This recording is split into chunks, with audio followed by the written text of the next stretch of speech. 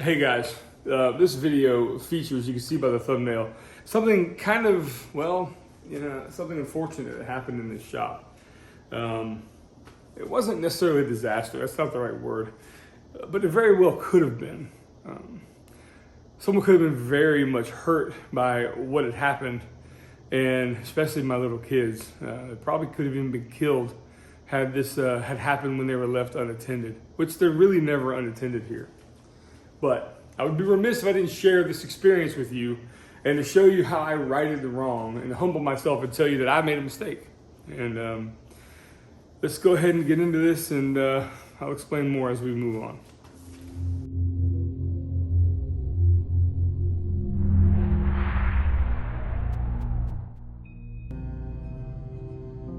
So to start, I'm going to show you a couple clips of how I made a mobile base for a storage unit that I bought at a commercial big box store. Put it on up, got organized, things were feeling pretty good in the shop. So I'm going to show you a couple clips from that, and then we're going to move forward and I'll tell you the story. To have a 250-pound capacity on each shelf for 5 shelves, 1, 2, 3, 4, 5, counting the top, this was a pretty good deal. I figured it was easier just to buy this and put a mobile base on it than to make something myself. And that was my first mistake. I should have just gone with my gut and made it myself. You can see here at this point in the video, after installing the mobile base, I'm pretty happy with the result. Dance a little jig, all good, right? You can see it did help me clear up the back of the shop a little bit. I got some production areas done and organized. Lots of pre-cut plywood and CNC items are on this shelf, ready to go. And yeah, feeling pretty good about it. And there you go. This is one of those methods where you could take anything that you buy from the store. Now I could have made this, of course. I could have made this type of rack out of wood, and that's it. I should have listened to myself from the get-go, and I didn't. So there I was, finally getting some production items up, out of the way, organized, ready to go. Went ahead and shut the shop up, went to bed, got up the next morning, and this is what happened.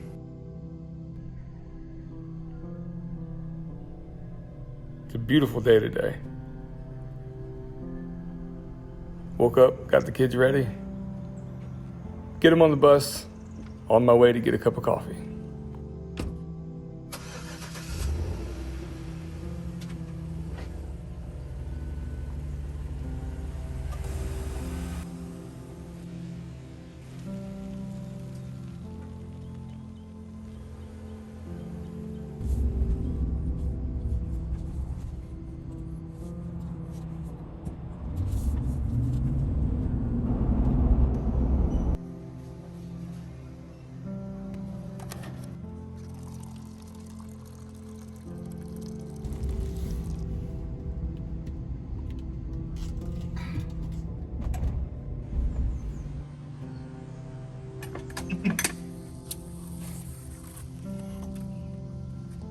So as I approach the door and open it up, to my dismay, this is exactly the scene I walk into.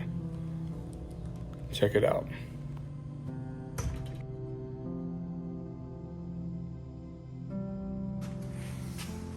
So I was shocked. I was absolutely shocked. The thoughts going through my head of that maybe my children could have been in here, this could have happened while they were here.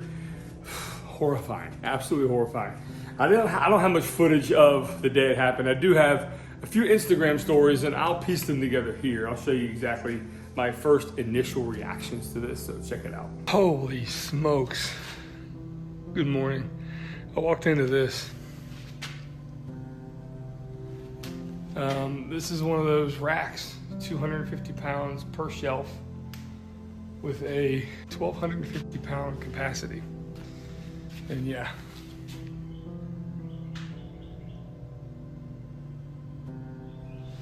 I'm just thankful that nobody was in here. So I picked up the pieces really quickly, and I started building a new unit that was gonna be, well, way more robust and a little bit stronger, actually a lot bit stronger than the unit that had collapsed. So I don't have much footage of the very beginning of me building this. If you wanna see how I built the mobile base, that of course is on the second channel, and I'll link it below. But I'm about a third of the way through and realized, I need to film this. So I'm gonna bring you in. We're gonna start the video at this point, and I hope you get something out of it. And thanks for watching thus far. Enjoy the video. So yeah, that thing just completely collapsed into this area that you see here. And I'm using the bottom shelf as, well, kind of a template to rebuild it. And essentially what I've got here are basically 4 posts that I've made from joining 2 pieces of ply at 90 degrees. And inside, I'll show you a couple clips here. Inside, there's gonna be some spacers, and also they're gonna be the supports for this. These are the shelves I'm building. You can see here, it's basically just a small frame, but the reason it's a little bit thicker than you might think is because, well, I don't want this to bend at all. So if I've done my math correctly, that's pretty good. It should hold my big butt. So there you go. This is gonna be the new solution for fixing a crappy one. Man, that thing, whew, elephant in the room. I maybe thought that might happen, and I didn't do anything about it, and I should have. But I'm really glad nothing happened to anyone. Whew, scary stuff. All right, let's just continue. So with the bottom shelf in place, a few clamps hold it together nice and snug. We're gonna drive a few screws in it. I repeat this on all 4 corners of the unit. And now here are a few of the 90-degree supports that I'm gonna make with just simple glue and brads.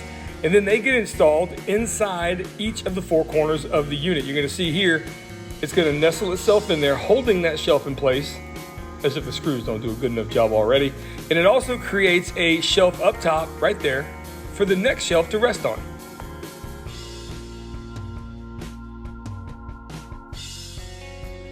So with a little glue and some brad nails, we're gonna tack these pieces in place, giving us a permanent storage solution for the next shelf. No need to make anything to be able to disassemble on this thing. There you go. There's the next frame, goes in, making sure everything's gonna fit together nicely. And then I take it out because I'm gonna install the top to it as well. The top was simply just cut down on the table saw. But I realized that the edge isn't quite as flush as I would like it. Yep. So we're gonna enlist the help of a palm router and a flush trim bit just like this.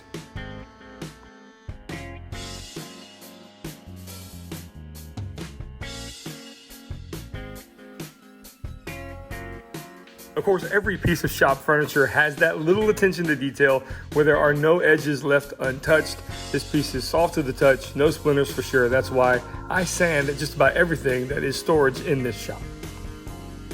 So I'm gonna show you kind of a different technique that I use when I install screws and plywood. I only countersink the top material. I don't necessarily drive a drill bit through. I allow the screw to do that work. Baltic has a tendency to split sometimes. As good as screws can be nowadays, you wanna make sure that countersink is good enough to not split that material and then just drive it on home. So because there's not a hole driving through both materials, I use this kind of crazy technique where I tap the back of the drill, giving the screw a little bit more tooth and then putting it through the material that way. Back over to the table saw to cut down the piece we're going to use as the top of the storage unit. I want this to be a little bit larger than the shelves themselves because I want a little bit more storage up on the top of the unit. So to install the top shelf, I'm using a bit different technique. I'm going to show you what these little pencil lines represent. They represent where these brads are in this piece. Reason being, I don't want to run this saw stop through those brads. You don't want to run any table saw blade through a metal brad, but a saw stop nevertheless will trip on you if you do. So we're gonna make sure that that doesn't happen.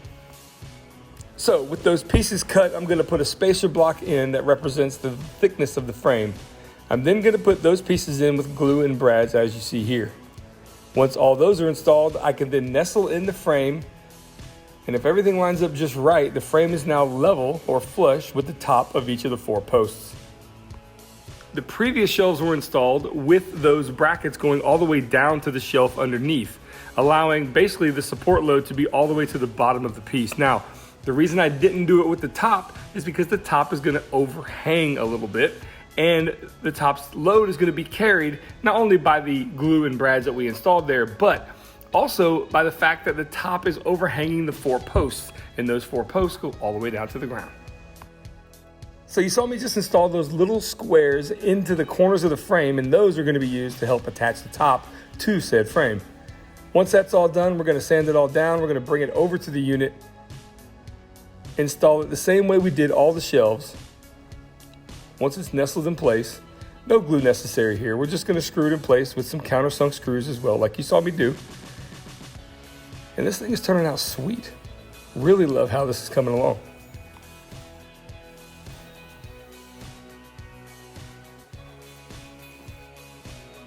So if you remember back to the beginning of the video, I'm using the old plastic shelving structure as the base for the bottom.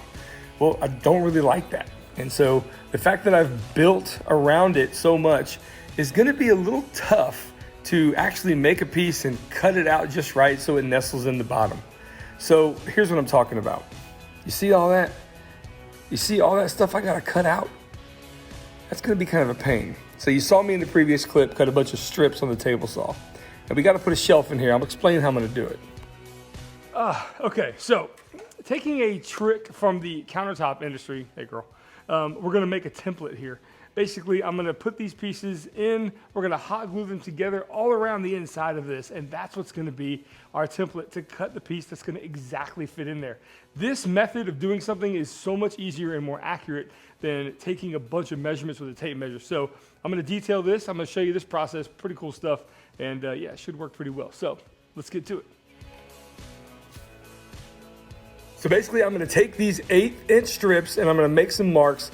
I'm gonna cut some strips that are just shy of the length and width of the bottom shelf, and then I'm gonna cut some strips that are gonna be really small, either 1.5 to 2 inches a piece. And then we use some hot glue and we just go around each of the corners, creating templates for each corner.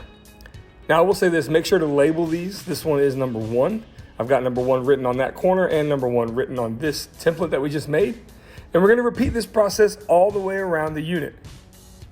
Once we have every corner made, I'm then gonna attach those corners to the length and width pieces that are gonna essentially make up the shelf on the inside, a template. Like I said, check this out. Hot glue is one of those versatile tools in the shop as well that really is kind of underused in my opinion, at least in mine it is. I don't use it nearly enough, and I'm definitely putting it to good use here. So you can see we've got one side made. We're gonna attach the longer stretchers to these corners and then carefully remove this template. Now this structure we just carefully made represents an exact replica of what needs to be cut on the inside. So we're gonna do that now. I'm gonna bring it to my table saw. I'm gonna set the fence just so and start cutting down a piece of 5/8 inch Baltic birch.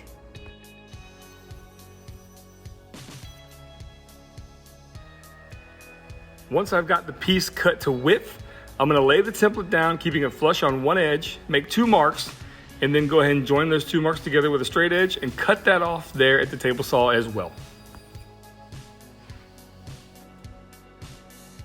Now that the shelf is cut to length and width, I like to blue tape this thing down in just at least one corner. That way nothing moves around as I'm tracing the lines in the corners to notch out what we need to do. You can see here, you're gonna make a few notches here with a pencil, a scribe line, whatever you want, whatever you could see, and then take your handy old jigsaw, take your time, and cut it right to the line.